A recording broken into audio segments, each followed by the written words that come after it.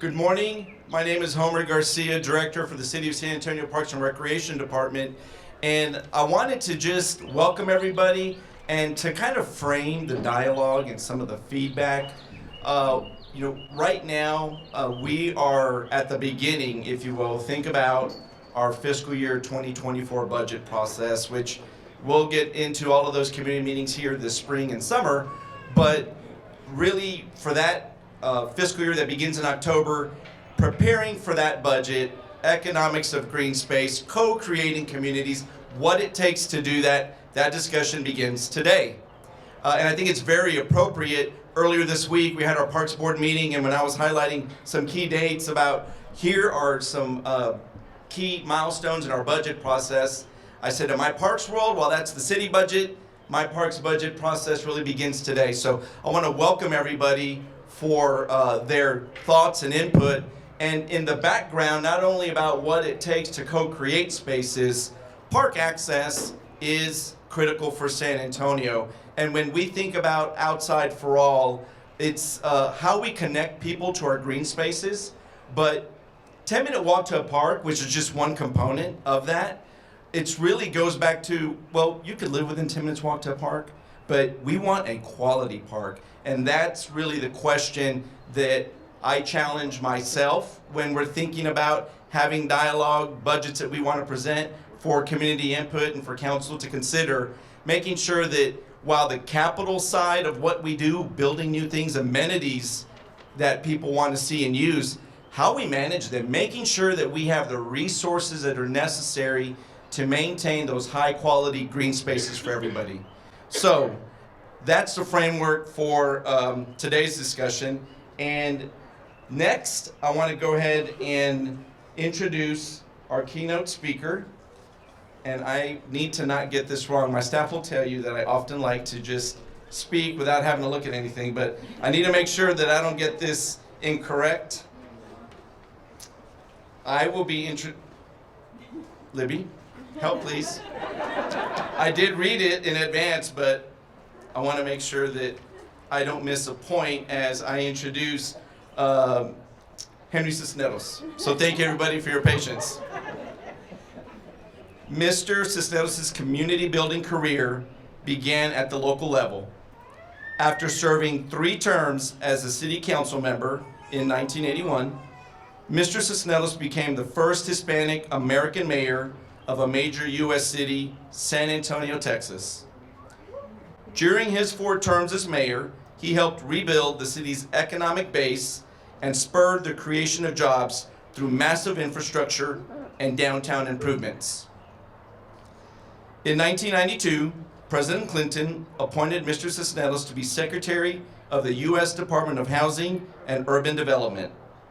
As a member of President Clinton's cabinet, Secretary Cisneros has been credited with initiating the revitalization of many of the nation's public housing developments and with formulating policies which contributed to achieving the nation's highest ever home ownership rate. In his role,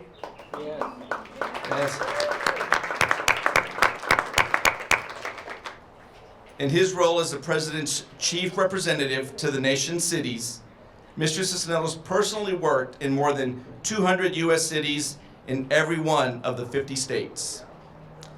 Mr. Cisneros holds a Bachelor of Arts and a Master's degree in Urban and Regional Planning from Texas A&M University, where he has been designated a distinguished alumnus. He earned a Master's degree in Public Administration from Harvard University, was a graduate assistant in urban economics at the Massachusetts Institute of Technology, holds a doctorate in public administration from George Washington University, and has been awarded more than 20 honorary doctorates from leading universities. Please help me welcome former San Antonio Mayor and U.S. Housing and Urban Development Secretary, Mr. Henry Cisneros.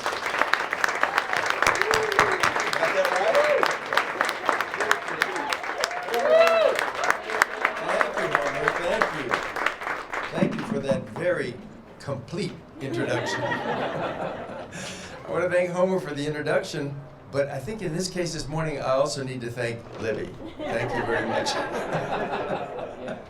for saving the day. Thank you, Homer, for your work in the community. You're a great parks director. We're a city that cares about its parks. So thank you very much for the legacy that you're building. I want to thank Mary Jane for organizing today's event. I've had the opportunity to get to know Mary Jane recently because of our work on the Arboretum, where she's a board member. But she's obviously a worthy successor to the woman that was my own mentor, and that is Lila Cockrell, who headed the Parks Foundation from 1981 to 2012. So I want to thank her. Councilwoman, thank you for joining us this morning. We're here at Brackenridge Park, and you represent the southeast part of the city, but you've got things coming your way that are going to be very important for our community. I do want to thank all of you who are board members of the Parks Foundation and staff and friends of San Antonio's parks and open spaces for your generosity of time to serve the parks, but also to be present this morning for this important dialogue. The important part comes when you sit around tables in a little while and talk about the questions that have been posed for the day. I have been very busy of late working on what we hope will be an added jewel in San Antonio's array of parks, and that is the Arboretum in the southeast part of town. And I want to thank the board members here, beginning with Mary Jane, but also Laura Powell and Jane Macon and Brandon Logan, who's serving as an advisor, and Vanjie Flores, who used to be the board chair here and now is the board chair at the Arboretum. And then our CEO is here this morning, Tom Corser. So they're working hard on what we think is going to be a really powerful addition, our first Arboretum. Let me just say a few words to kind of help establish context for the work that you're doing today. And I want to begin by saying that San Antonio is now a very large city. It's 1.5 million people and the 7th largest city in the country. And it's one of the more rapidly growing, whether you like growth and its implications or not, the growth that's happening is virtually inevitable. From 2010 to 2020, San Antonio was the 3rd fastest growing city in the country in the percentage of jobs that we grew. We grew by 24%. That's a quarter of what existed in 2010 added to our jobs base, which is a great thing because we see wages rising and family budgets increasing and, of course, newcomers who make their own contribution to the city. But my point is, whether you care about, whether you want to growth or want to stop it, I believe it is an inevitable process here. Why? Because we live in Texas, and people are coming to Texas at the rate of about 1,000 persons a day. Secondly, we're part of the great metropolitan complex that is the Texas Triangle. Dallas-Fort Worth in the north, Houston in the east, Austin, San Antonio in the southwest corner of that triangle. If you took the counties around those three parts of the triangle, which is 35 counties, out of 254 Texas counties, in just those 35 reside 66% of the people of Texas. And they generate 75% of Texas GDP. So the Texas we used to think of as open spaces and ranches and oil wells, that's not the Texas of today. It's the port in Houston and the medical center there and the airport in Dallas and our own commitment to cybersecurity and medical and the other things that comprise our economy, and of course Austin with technology, and now we have an automotive sector between us with Tesla there and Toyota and Navistar here. That is the driving force of Texas, and it's not going to stop. In addition, we are part of the Austin-San Antonio corridor, which I believe is about to become it will become the nation's newest mega complex, because we see the growth occurring along the corridor. New Braunfels and Comal County was the fastest growing county of its size over the last decade, and San Marcos and Hays County were the fastest growing community of their size in the country during that last decade. So it is inevitable that we're going to grow, and that poses questions like, how are we going to maintain our quality of life with the pressures of growth and new population. How are we going to remain the wonderful place to raise children? And when people ask me, what is the best thing about San Antonio? I say, it's a family-oriented town. And we have a certain kind of quality in which everybody of every ethnic group and background in every neighborhood cares about the children. And it's a beautiful thing. We want to keep our housing costs and costs of living reasonable and not ride the crest that usually happens when this kind of growth occurs. And we don't want to be caught in traffic congestion, which we've done a pretty good job of building one of the more extensive freeway systems in the country. And you can get to any part of San Antonio from another in pretty much about 30 minutes, which is unheard of in most metropolitan areas. So we've done well on that score, but we have to be attentive to staying abreast of all of those things. And one of the things that is high on our list of priorities is green space and outdoor recreational space. These are important elements of how we maintain that quality of life. And they're also unifying forces, venues for bringing our people together. We come together in these open spaces. We also must be attentive in that agenda to historic places of remembrance and reflection. And most of those are kind of outdoors and have green space dimensions, like the missions, for example. We want to be attentive, still in this same agenda, to climate considerations. The tree canopy is important for our city. Science has shown us that the shading effect is important in sort of reducing the effects of heat islands in places that are otherwise concrete and glass and hard surfaces. Trees are important, and people have called trees the lungs of the earth because of the carbon dioxide oxygen transfer, and we actually can take steps to help that process. So all of these elements are important, and they are especially important here because of our unique topographical setting. I visited with people recently, including the director of the National Arboretum. In fact, Tom and I were in a delegation that toured the National Arboretum this week, and we met the director there, Richard Olson, and he described San Antonio as unique in the country in that it is the convergence of 4 topographical and climate zones. The hill country, limestone outcroppings, the Balcones escarpment to the north, the blackland dirt to the east of here, farming country, the Gulf Coast zone that runs from here to the southeast, and we feel the breezes coming from the southeast every evening, and the brush country, which is somewhat forbidding. Some people have told me that when the colonists first arrived, they said everything south of here either pricks, burns, bites, sticks, from rattlesnakes to scorpions and cactuses, forbidding plants, and even the toads have horns. So we live in a unique place, and we have to take care of it. In fact, where we are sitting here today is very close to the origins of the San Antonio River, one of the features of that unique topography.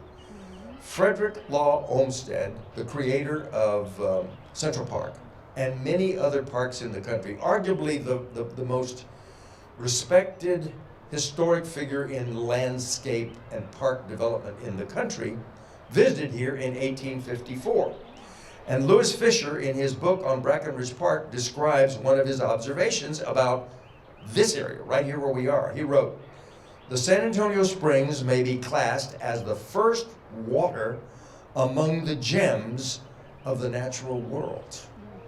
The whole river gushes up to see sparkling up in sparkling bursts from the earth, and the effect is overpowering. It is beyond your possible conception of a spring." Now those springs just north of the park here and the headwaters of the San Antonio River, the source of the San Antonio River, are part of just the expression of how special this place is and how important the natural environment and trees and open space are. My friends, we are inheritors of a precious natural setting, and we must be protectors, even as our region becomes a global economic engine and creates the economic mobility and equity that we seek. Even as those processes transpire, we must protect this precious natural setting. San Antonio as a whole has done, I think, a better than average job among cities in recognizing those facts, okay? But the Parks Foundation in particular has done a stellar job. Our major parks, we have a host of parks distributed across the metropolitan area. The river extension, which is glorious, what has happened in the last decade or so. The museum reach to the north, the 13 miles to the south. The creekways, which is long overdue, because it takes that ambience of the river and extends it to the creeks that cross other parts of our city, and the trail system, the Howard Peak Trail System, which is nothing short of brilliant. I predict that we're living in a moment, we're starting a moment here where people are going to come to San Antonio for the trail system because of the biking and because of the hiking. I went to Chattanooga, Tennessee some years ago. It's on a river, but they have an extensive system of trails. And when you walk into the hotel, the first thing you see is brochures that advertise what they regard as their principal attraction, the trails. And on top of everything else we have, we're going to have a trail system that I predict is going to be right at the heart of the features that you think of, the assets that you think of when you think of San Antonio. Imagine a trail system that completely circumvents the city, that has spokes on it so you can get across the city. You can take a bicycle ride of 10 miles, 25 miles, 50 miles, which Tom Courser does on Saturdays, and go from the north side to the Medina Creek where it circumvents the southern Bexar County. It's an amazing thing.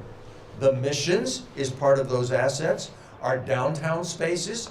I mean, there isn't another city that has anything like San Antonio River Walk, right? But you add to that Travis Park and Maverick Park and King William and the other areas that have open space. And many of you are aware of this new idea that's being advanced to create a Great Springs connection from Barton Springs in the north to the Blue Hole here. And then the Blue Hole, of course, begins the access to the Riverwalk and the creeks. But imagine a 75-mile connection that is green all the way, creeks all the way.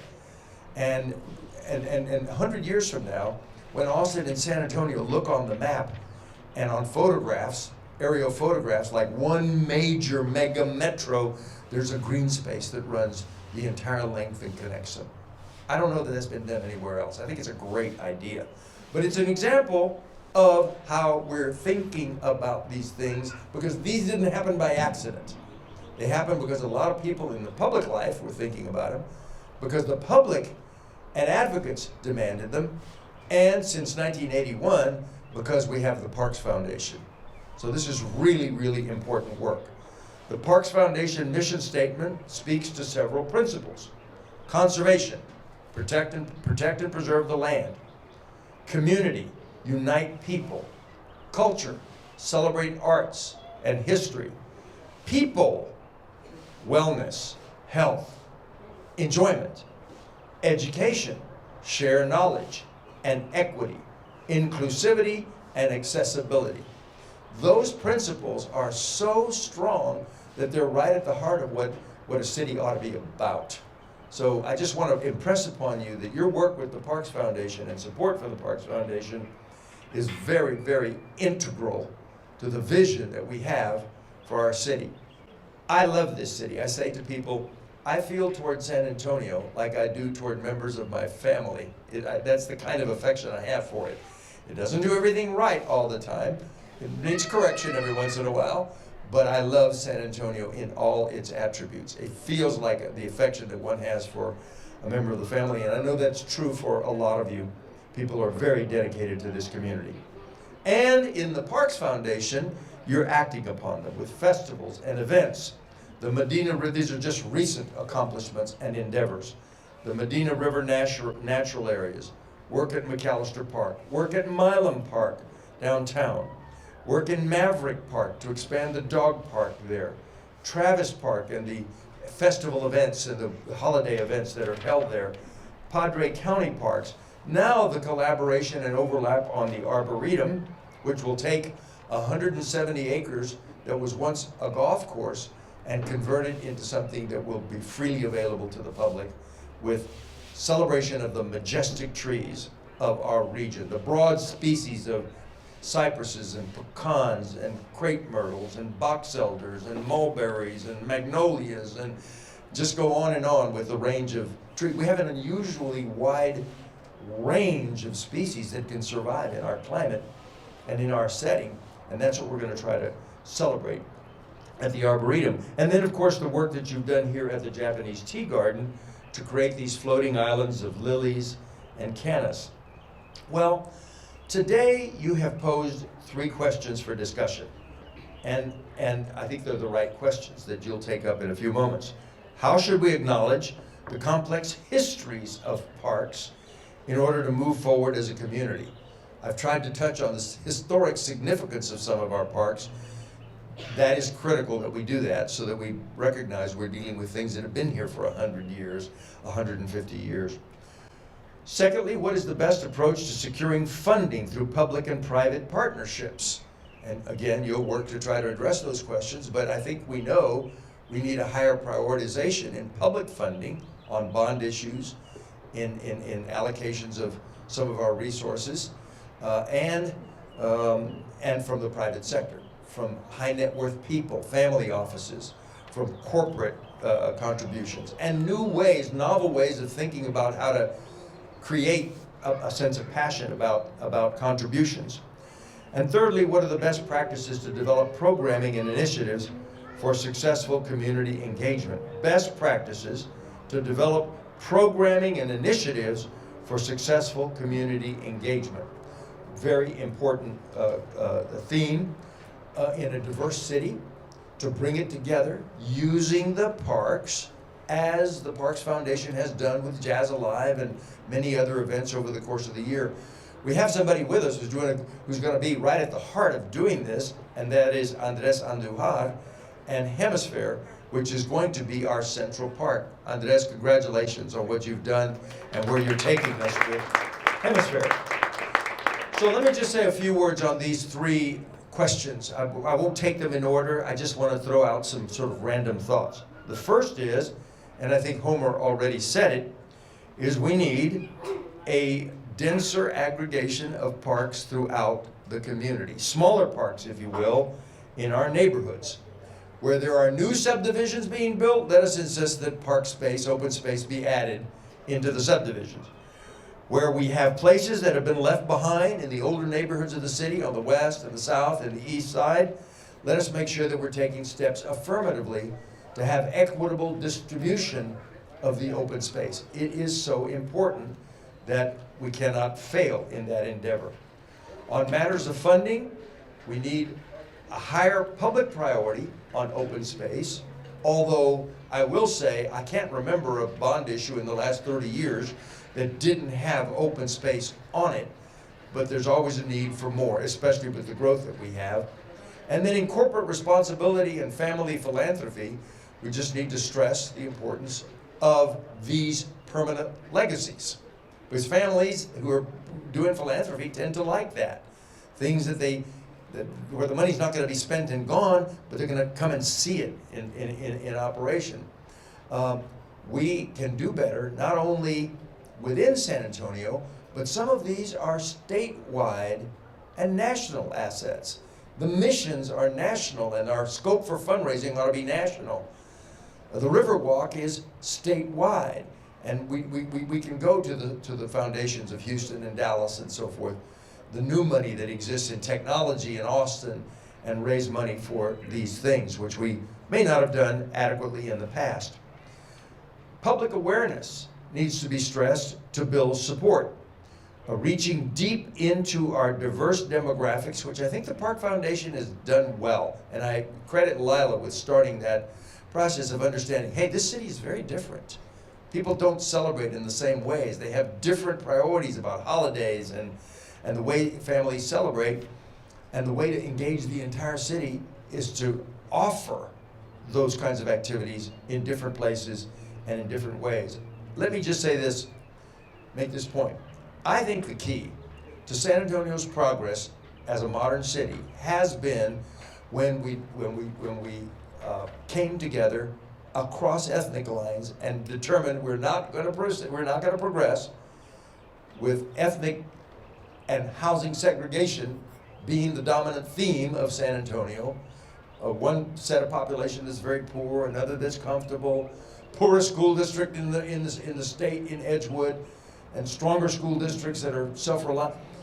When we figured out we needed to do these things together, and I served on the city council in 1977 when we put in this districting system, and I contend that that moment, as tumultuous as it was the beginning of modern San Antonio, because we could put aside then the question of representation, which had always dogged us. I'm not at the table, I don't have a voice, I'm going to oppose it, right? And suddenly everybody was at the table and we could talk about the serious issues, jobs and economic development and adequacy of resources and fairness in bond questions and so forth, including open space. Suddenly the conversation changed and became more progressive.